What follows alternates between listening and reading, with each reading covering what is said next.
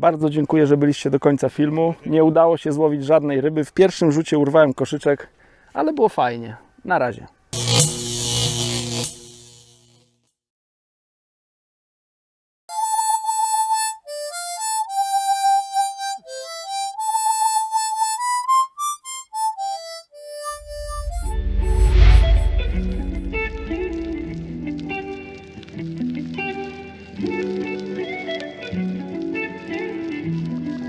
O.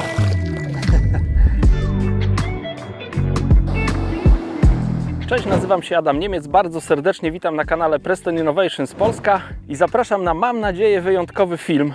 Jesteśmy w centrum miasta, na rzece Wiśle, więc będą takie miejskie łowy. Znajdujemy się w Tczewie. Tutaj Wisła dosyć mocno płynie, ale tak jako ciekawostkę Wam powiem, że właśnie w tym miejscu rozpoczęła się II wojna światowa. Przyznam się, że sam się o tym dowiedziałem niedawno od kolegi Mateusza, który mi tutaj w ogóle powiedział o tym miejscu i troszkę z wskazówek podał, więc Mateuszu, bardzo Ci serdecznie za to dziękuję. A propos historii, o godzinie 4:26 bodajże z lotniska w Elblągu wyleciały bombowce. Tutaj były 8 minut później i rozpoczęły bombardowanie Tczewa. Niewiele osób o tym wie. Historycy też jeszcze się na ten temat spierają, bo taka powszechna opinia jest, że wojna rozpoczęła się na Westerplatte. Później też część historyków negowała tą informację, że jednak pierwsze bomby spadły na Wieluń, ale też są historycy, którzy twierdzą, że 5 minut przed Wieluniem tutaj na Tczew spadły pierwsze bomby, więc taka ciekawostka na początek. A ja idę łowić, bo już się nie mogę doczekać wędkowania. Rzeka wygląda pięknie, mam nadzieję, że dzisiaj się uda zaprezentować piękne ryby. Ty 4 rzuty, 4 razy zestaw upierniczony. Ale to się nagra coś? Jakiś film z tego będzie? Co ma być, to będzie. Wisła w Tczewie na tym odcinku, gdzie się znajduje, jest dosyć szeroka, bo ma ponad 300 metrów szerokości. Tutaj, gdzie łowię, to jest około 17 metrów od brzegu. Głębokość wynosi, myślę, że około 4 metrów. Brzeg jest wyłożony takimi dosyć dużymi kamieniami, tego tutaj nie widać, ale tutaj już pod wodą nie ma tych przerostów roślinności, więc dokładnie tutaj widzę kamienie, które są dosyć starannie poukładane. W tych kamieniach znajdują się jakieś tam wolne przestrzenie, więc zdecydowałem, że będę łowił poza kamieniami, chociaż nurt jest tutaj na tyle silny, że ten koszyczek mi przyciąga do brzegu, ale mam nadzieję, że za dużo zaczepów nie będę łapał. Zacząłem od jednego, udało się koszyczek wydobyć, więc mam nadzieję, że za często nie będę musiał z zaczepami walczyć. Jestem tutaj pierwszy raz, nigdy na tym odcinku Wisły nie łowiłem, natomiast dużo dobrego słyszałem, dlatego się skusiłem, żeby tutaj przyjechać. Co może wziąć na naszą przynętę? No na pewno certy, bo to jest odcinek, gdzie certy się łowi. Teraz jest początek okresu ochronnego, więc ja będę robił wszystko, żeby tych cert nie łowić, chociaż na pewno ich haul też będzie bardzo atrakcyjny. Krąpie, być może jakiś leszcz, ale taką rybą, o której najwięcej myślę, to jest kleń. Słyszałem tutaj o pięknych okazach kleni, więc jeżeli uda mi się zaprezentować już dorodnego klenia, to będzie dla mnie największa nagroda dzisiaj.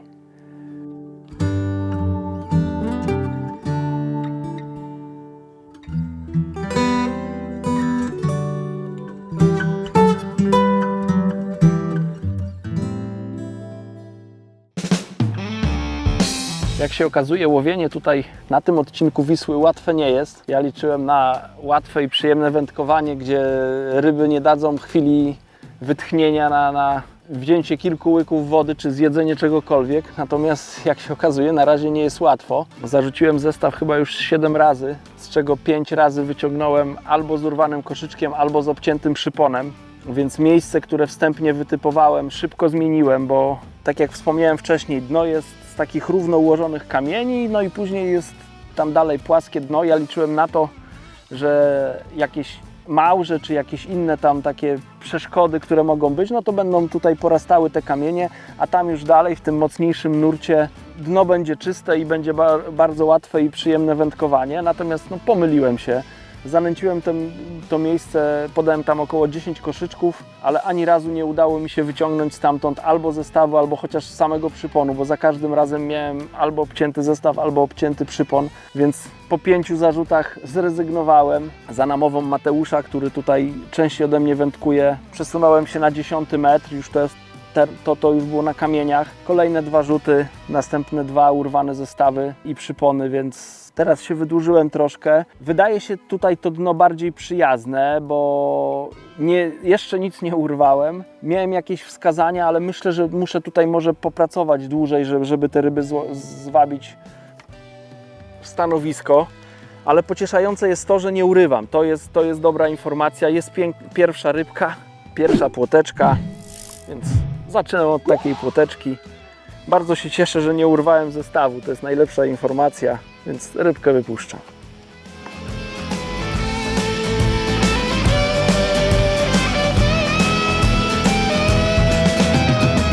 No zobaczcie, kaliber ryby się zwiększył. Była mała płotka, już jest taka fajniejsza płoteczka.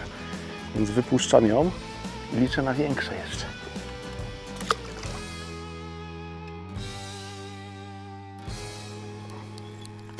Jest ryba, jest ryba.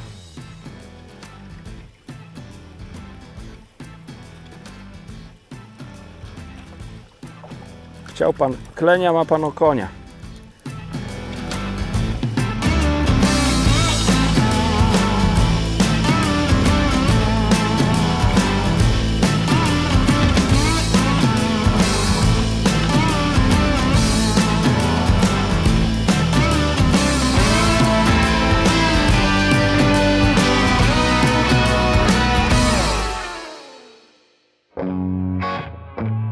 Do łowienia przygotowałem, tak mi się wydaje, bardzo mocny zestaw. Wędzisko nowe od Prestona Monster Extreme Distance w najkrótszej wersji, czyli 3,80, masa wyrzutowa do 150 gramów, solidny kij, którym, tak jak sama nazwa wskazuje, można zarzucać koszyczki lub podajnik na bardzo dużą odległość, ale też jest to świetny kij rzeczny. W zestawie do tego wędziska są szczytówki o średnicy 3,5 mm i jest szczytówka o ugięciu 3, 4 oraz 6 uncji. Ja tutaj do tego łowienia na start wybrałem 3-uncjową szczytówkę. Na razie jest ok, zobaczę, jeśli uznam, że ta szczytówka za mocno się wygina albo źle wskazuje brania, wtedy będę kombinował i wymieniał na mocniejszą. Na razie wydaje mi się, że ta 3-uncjowa jest ok. Do tego kołowrotek Extremity 520, żyłka 0,23 Sinking Feeder Mono z 7-metrową strzałówką. Wykorzystałem gotowy zestaw od Prestona Free Running, czyli taki, powiedzmy, nasz tradycyjny zestaw ze skrętką. Ja go troszkę udoskonaliłem tak pod siebie. Udoskonalenie polega na tym, że do pętelki, która jest na końcu tego zestawu, zamontowałem łącznik szybkiej wymiany przyponu, żeby w łatwy sposób, jeżeli będę chciał donęcić łowisko, to w prosty sposób zdejmę przypon, zanęcę kilka koszyków, znowu założę przypon i będę mógł bardzo wygodnie wędkować bez kombinowania i odcinania niepotrzebnie przyponu.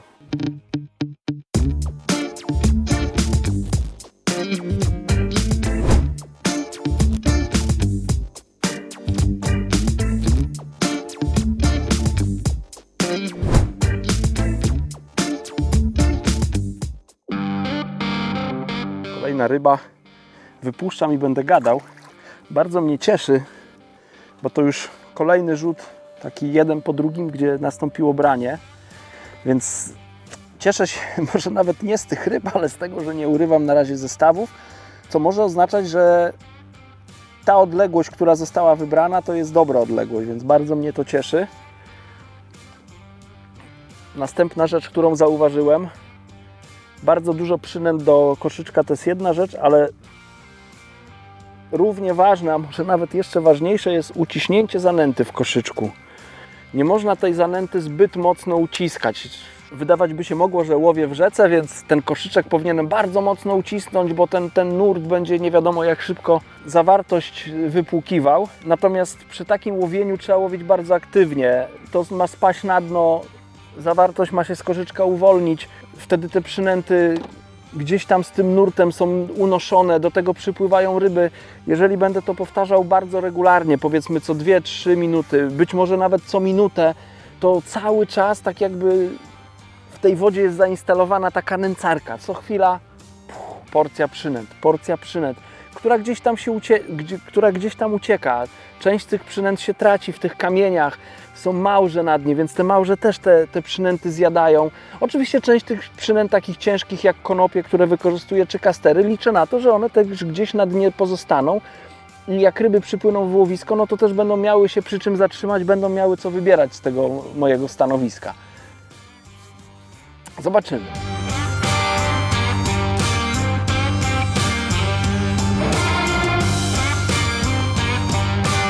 A dasz tu melodię z Ligi Mistrzów? The Champions czy Kaszanka?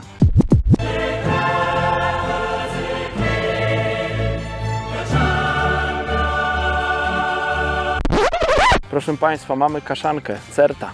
Po trudach związanych z szukaniem miejsca, gdzie tu by zarzucić zestaw, żeby nie urwać, jest certa. Fajne branie, waleczna ryba, nawet chyba wymiarowa. 30, tam ze 3 cm. Piękna, wymiarowa certka, ale ma teraz okres ochronny, więc delikatnie do siatki i do Wisły.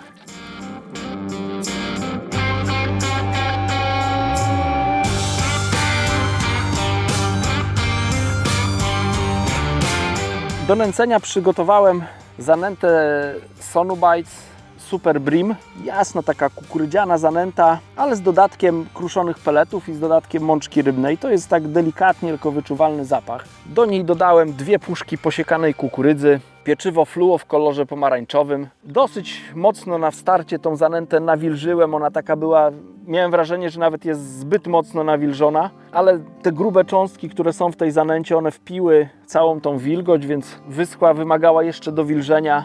I teraz ma taką fajną konsystencję, widać tam dużo dużych cząstek, ma żółty kolor wyraźny, więc myślę, że dla kleni to będzie atrakcyjny kąsek. Mam nadzieję, że zwabi właśnie takie ryby. Oprócz grubej zanęty przygotowałem także grube przynęty. Mam ze sobą konopie gotowane, kastery, dendrobeny oraz białe robaki. Część białych robaków mam w formie takiej zmrożonej. Zostało mi kiedyś po zawodach, zamroziłem je i teraz ta przynęta jest jak znalazł. Ale przygotowałem też robaki klejone. Chciałem, żeby też mieć żywych troszkę robaków, bo mam takie przekonanie, że one tak jakby lepiej toną, lepiej się trzymają dna niż takie robaki martwe, więc przygotowałem robaki do klejenia. Robaki, które miałem w pudełku, były w trocinach, one były brudne, troszkę zapocone w podróży, więc nie nadawały się do klejenia robaków, no bo ten klej by nie złapał, bo tam między tymi robakami było pełno nieczystości. Więc najpierw je oczyściłem na grubym sicie, pozbyłem się martwych robaków, jakichś cząstek właśnie posklejanego tych trocin, które tam były w tych robakach i zostały żywe białe robaki, ale one nadal były pokryte takim drobnym zanieczyszczeniem w postaci tych trocin, więc wykorzystałem przetak, takie sito, które zazwyczaj było kiedyś wykorzystane w gospodarstwach domowych o bardzo drobnych oczkach, ale sito stalowe, więc takie dosyć twarde dla robaków. Pozostawiłem je na godzinę na tym sicie i one się pięknie wytarły. Po tej godzinie wyglądały zupełnie inaczej. Już nie były takie pokryte tymi zanieczyszczeniami, były czyściutkie. Tak jak się aż do ręki je wzięło, to aż chrupały. Taki odgłos był.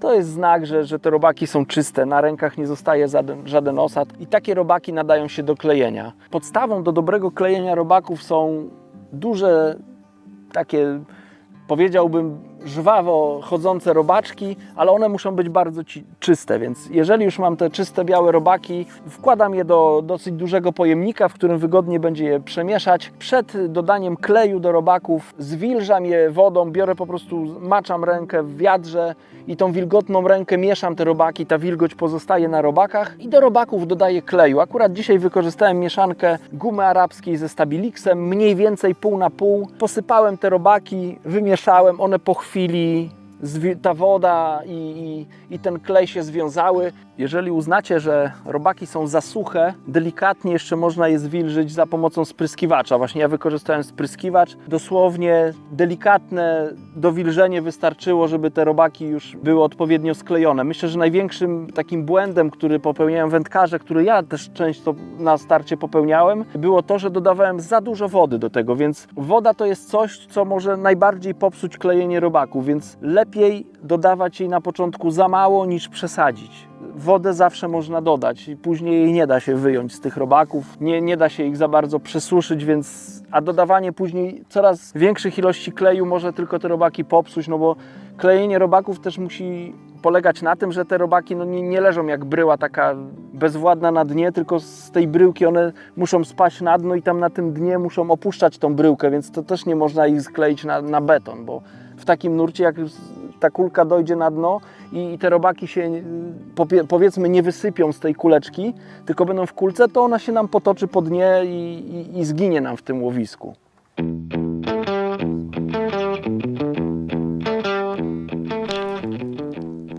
Gdzieś to branie? Ryba jest.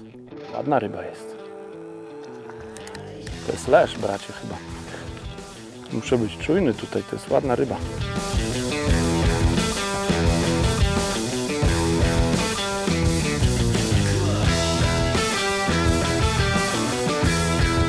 Z trudnego łowienia okaże się, że zaraz będzie tutaj, trafiliśmy w miejsce, gdzie nie ma zaczepów, a są fajne ryby. Piękne branie. Ryba od razu odjechała, aż się zastanawiałem, czy nie odpinać z klipa, ale całe szczęście nie musiałem. Przypuszczam, że to będzie leszcz. W tym nurcie pięknie walczy. Wędka jak na tak mocną wędkę, no bo ciężar wyrzutu jest do 150 gramów, ma piękne ugięcie. Czuję, jak ona amortyzuje szarpnięcia tej ryby. Hamulec mam dokręcony dosyć mocno. Co to będzie? Kleń. To jest duży kleń, także możemy kończyć ten film.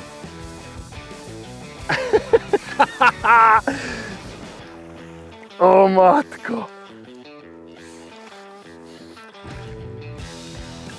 Powiem wam coś szczerze, myślałem, że tu złowię klenia, ale że taka to będzie pyta, to się nie spodziewałem. Ojejku, przepiękna ryba. Zobaczcie, jaka piękna ryba. Zaraz ją przyłożę do miarki. Mam miarkę do 50 cm, ale to na pewno jest większa ryba. Ma jeszcze obgryziony trochę ogon. No, przepiękny kleń.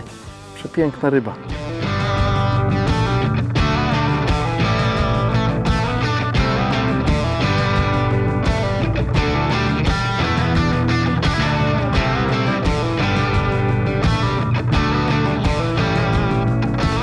Zobaczcie, moje marzenie się spełniło. Chciałem dzisiaj złowić pięknego klenia, ponad 50 cm ryba. Przepiękny, zobaczcie, ostatnie ujęcie z rybą. No cudowne. Dziękuję, że odwiedziłeś nasze stanowisko. Chwilę go przytrzymam. Też, jak widzicie, ryba nie ucierpiała. Wędkarz szczęśliwy i poluje na następnego.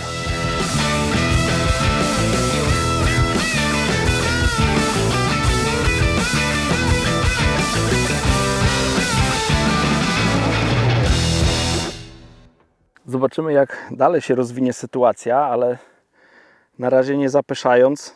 13 jest szczęśliwa, bo drugi rzut na 13 metr i nie było zaczepu i były dwie ryby, certa i piękny kleń, więc mam nadzieję, że ta dobra passa się utrzyma.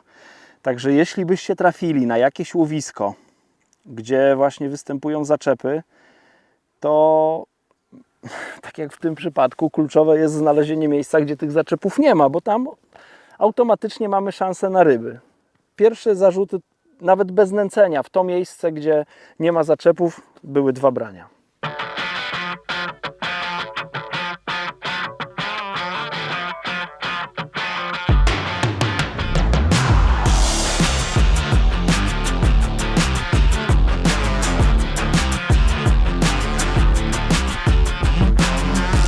Od rozpoczęcia łowienia, myślę, minęły jakieś 3 godziny. Są już pierwsze jakieś tam sukcesy. Udało się znaleźć miejsce, gdzie w miarę regularnie zarzucam i nie urywam koszyczków. Ale na to też wpływ, myślę, po pierwsze, no, szukałem odległości, to jest po pierwsze, a po drugie też zmieniłem podejście co do masy koszyczka, bo tak mi się wydawało, że im cięższy koszyczek, tym on będzie mniej się przesuwał na dnie, co tak mi się wydawało, że będzie się to przesuwanie na dnie wiąże się z tym, że gdzieś tam ten nurt wpycha ten koszyk w jakieś zaczepy i dopiero na zaczepach ten koszyk się zatrzymuje, więc im cięższy, tym mniej powinno go spychać, ale jak to nie przynosiło efektu, no to spróbowałem lżejszego koszyczka. Wziąłem 40-gramowy koszyczek i jak na razie ten 40-gramowy koszyczek daje radę, no i nie kleszczy się gdzieś tam między tymi kamieniami czy między małżami, bo myślę, że tu największym problemem są małże, bo nieraz mi się zdarza, że mam nawet jakieś branie, czy chcę wyciągnąć zestaw i wyciągam zestaw bez przyponu. Znaczy jest połowa tego przyponu, czyli gdzieś tam zostało odcięte, a tu szczupaków nie ma, raczej tak przypuszczam, albo nie ma ich tyle, żebym już tyle przyponów stracił. Więc skupiam się nad tym, żeby jeszcze skusić do brania dużą rybę. Jak widać, nie żałuję przynęt. Na haczyk zakładam gruba zanęta, więc mam nadzieję, że nie idę na ilość. Chciałbym jeszcze może jakiegoś klenia jednego, może dwa złowić. Nie rozpowiadam też jakoś długo o podstawach łowienia na feeder, bo o tym powstał już oddzielny film. Dla tych, którzy nie widzieli, to kliknijcie tutaj w link. Zostaniecie przeniesieni na film o podstawach rzecznego łowienia.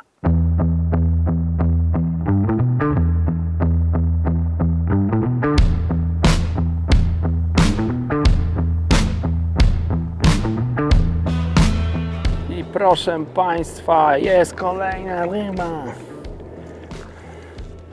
A mówią, że spicy meaty to jest zanęta na nie wiem co. Zobaczcie, jeszcze trochę w koszyku widać. Koszyk tylko wpadł do wody. Wywalę tutaj tą zawartość. To była ta mieszanka tutaj tych przynęt. I taki krąpik się na to pofatygował.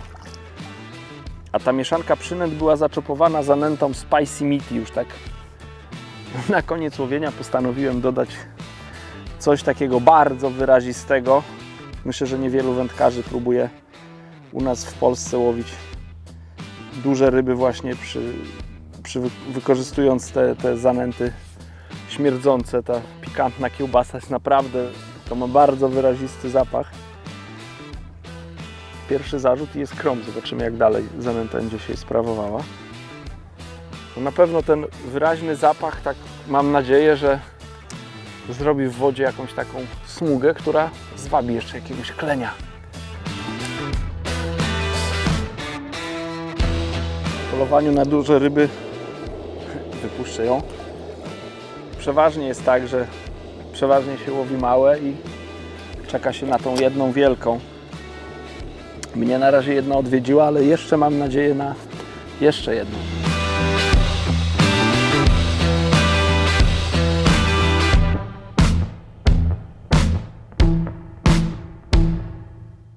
Zobaczcie, pokażę jak wyglądają te klejone białe robaki, co na początku widzieliście, one były skryte tutaj pod parawanem.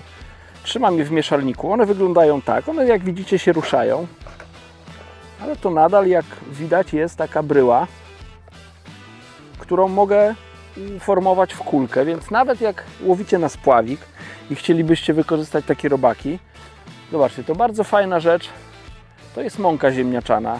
Ja mam taki zestaw, taki do klejenia robaków, Stabilix, guma arabska właśnie i torebeczka z mąką ziemniaczaną. Rękę wystarczy, że tak tylko się obsypie tą mąką. Można pobrać porcję robaków, taka jak jest potrzebna. Jakbyście na przykład łowili na tyczkę, no to taką porcję możecie uformować w kulkę. One wyglądają tak. Wrzucić do kubeczka zanętowego, czy uformować może w taką kulkę bardziej przypominającą, nie wiem, taki kształt. Włożyć do koszyczka. Tutaj zaczopować zanętą i ona też na dnie zacznie pracować. A jak to wygląda, to Wam pokażę, bo wrzucę ją do wody.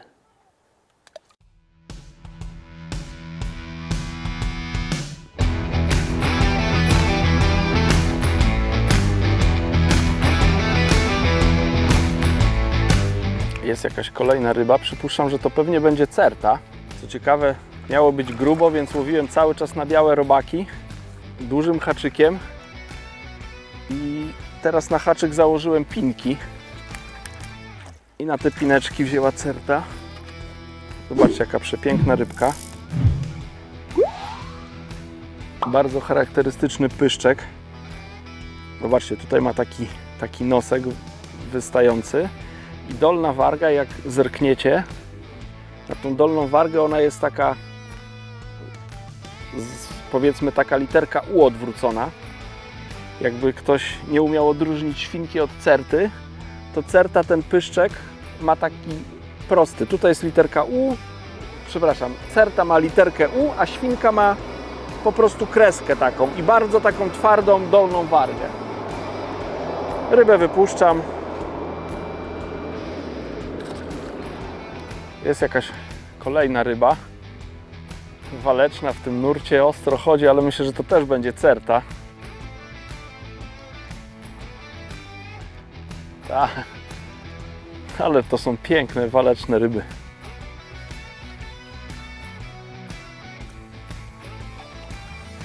Taka rybka, jeszcze ją zmierzę. 32 cm, nawet 33, tak pod 33. Do Wisły.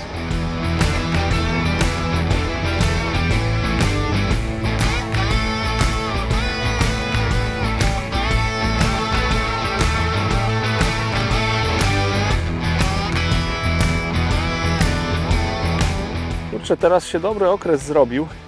Nie wiem, czy te ryby pod wieczór podeszły, czy to jest to, że zmieniłem przynętę na pinki i łowię te, już się nie nastawiam teraz tak grubo, tylko łowię te drobniejsze rybki, chociaż nadal 5 pinek to nie jest jakaś mała przynęta, a na razie przypłynęły certy i krąb. Cały czas coś się dzieje, więc być może te rybki sprawią w wodzie jakąś tam konkurencję i ta duża ryba za nimi tutaj przypłynie. Na to liczę.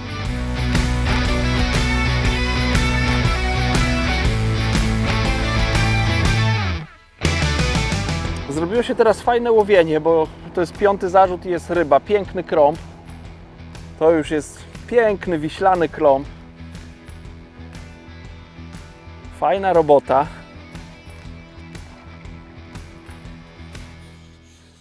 Nie, to nawet leszcz jest. Nieduży, ale leszcz. Wieczorkiem Wisła takimi rybkami nas darzy. Wypuszczam, bo czuję, że tam czekają następne.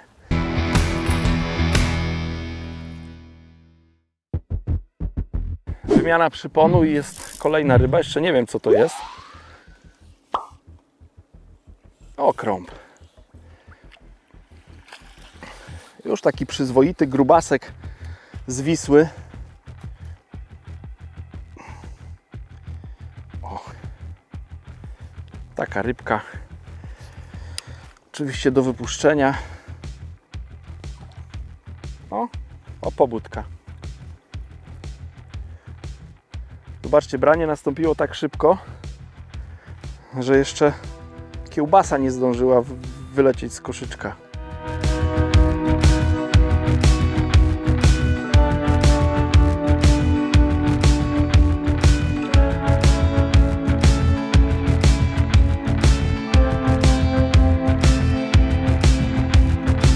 Fajny, chociaż momentami frustrujący dzień na rybach powoli dobiega końca. Jeszcze kilka zarzutów mi zostało, jeszcze cały czas się nie poddaję, ale chciałbym podsumować tą dzisiejszą wyprawę. Potężna rzeka z wielkimi rybami, ale tak jak się okazało tutaj w tym miejscu też z dużymi zaczepami. Chyba urwałem właśnie, miałem branie i urwałem o muszlę następny przypon niestety. Także, no niestety, pełno muszli tutaj jest na dnie, więc te muszle tutaj czynią straszne spustoszenie. Tego nie przewidziałem. Wybrałem sobie na początku miejsce 17 metrów od brzegu. Zarzucałem tam koszyczek 120-gramowy. Wydawało mi się, że jest czysto. Za każdym razem ten koszyczek wyjmowałem, nie miałem żadnych zaczepów, więc uznałem, że to będzie fajne miejsce z dala od tych kamieni, które tutaj są na brzegu. One podobno się około 13 metra kończą, więc tam chciałem łowić. No ale niestety pierwsze 5 czy 6 rzutów straciłem 2 koszyki, 5 przyponów, więc zrezygnowałem z łowienia na tym dystansie. Później szukałem miejsca bliżej 10 metrów. Też były zaczepy, 12 metrów były zaczepy, więc spróbowałem jeszcze dalej. Ale tam już był tak mocny nurt, że nawet 140-gramowy koszyczek bardzo przesuwał i też później wciskał w zaczepy ten koszyczek. Dlatego zdecydowałem się cofnąć do 12 metra, znaczy w okolice 12 metra, no bo tutaj na tym 12 metrze próbowałem, jakieś ryby mi się udało złowić, ale też były zaczepy. Nie było ich dużo, ale też się trafiały te zaczepy. Wydłużyłem się o metr na 13 metr i tam już się okazało, że jest troszeczkę fajnej wody i tych zaczepów jest zdecydowanie mniej niż w innych miejscach. Są oczywiście, no tak jak teraz, było branie, zaciąłem rybę i zaraz po braniu ta ryba po prostu przecięła mój przypon o małże. Tak przypuszczam, no bo to taka szybka reakcja była, że nic innego to nie mogło być. Kilka małży wyjąłem też na haczyku, więc udało mi się, myślę, że tam jakieś takie większe kolonie są, wyrwać z tej kolonii te małże, więc stąd wiem, że tam są te ślimaki. No i tutaj jakieś ryby się trafiły. Kilka cert, jakieś okonie, płocie. No i udało mi się złowić wymarzonego klenia. Potężna, wielka ryba, ponad 50 cm. Tak go dosyć szybko zmierzyłem. Miarka jest do 50, ale myślę, że jakbym powiedział, że miał około 55 cm, to bym nie skłamał. Więc tego kalibru rybę udało mi się złowić. Więc jak najbardziej dzień na rybach udany. Ale jeszcze kilka zarzutów zobaczymy. Może jeszcze wieczór się zbliża, ryby może się ruszą, ślimaki może się pozamykają i już nie będą chciały przecinać mi przyponów. A może tak, a może nie.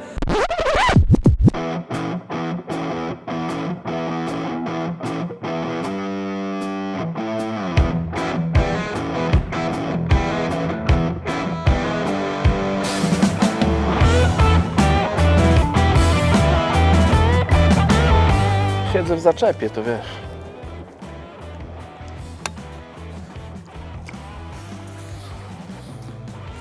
No, certka. To jest niesamowite, miałem zaczep.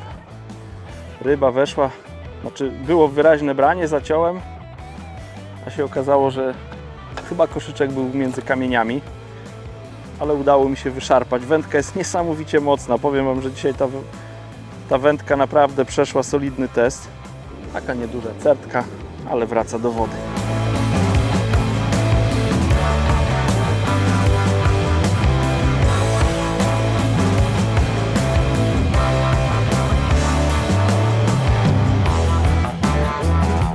Czas już kończyć na dzisiaj. Jak widzieliście, łowienie w miejskiej dżungli łatwe nie jest. Tam pod wodą była prawdziwa dżungla. Niestety miałem bardzo dużo zaczepów. Tam nie dość, że były przestrzenie między kamieniami, w których utykał koszyczek, to jeszcze były muszle, które ucinały przypony. No ale jak widzieliście, udało się znaleźć jakieś miejsce, w którym tam tych zaczepów było mniej. Troszkę rybek złowiłem, do tego cała wyprawa została okraszona pięknym, olbrzymim kleniem, ponad 50 cm, więc ja jestem jak najbardziej spełniony. Mam nadzieję, że Wam się też podobało. Jeśli tak, to pozostawcie łapkę w górę, skomentujcie. Zapraszam też na media społecznościowe Preston Innovations Polska na Facebooku oraz na Instagramie. Bardzo dziękuję, że byliście i dotrwaliście do końca filmu. Do zobaczenia w następnym filmie.